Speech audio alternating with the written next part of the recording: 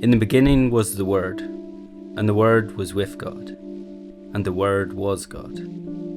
He was with God in the beginning. God speaks.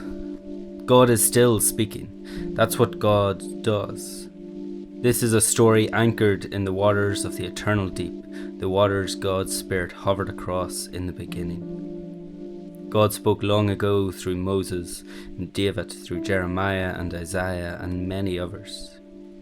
God spoke through prophets, through nature, through angels and dreams and visions, and through a gentle whisper. God spoke and was understood in many ways across Hebrew history. And these stories were told and retold. They are a measuring stick to compare our discernment of how God speaks to us, for judging our understanding of God.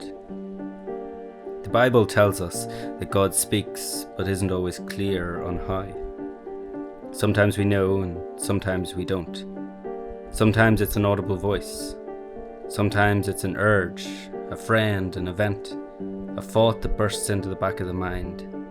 Sometimes we get specifics, but often we don't. But God also spoke through a Son. God spoke in a specific life, in a person who was who God is. Jesus is the radiance of God's glory, an imprint of God's being. In him we are given a window into the ways of God. But we aren't just left at the window. We are invited through him into the ways of God.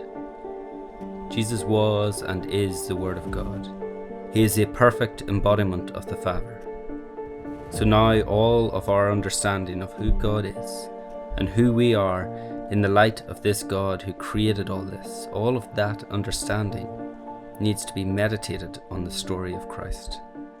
If we want to hear God, we first have to know God's language, and that language is Jesus.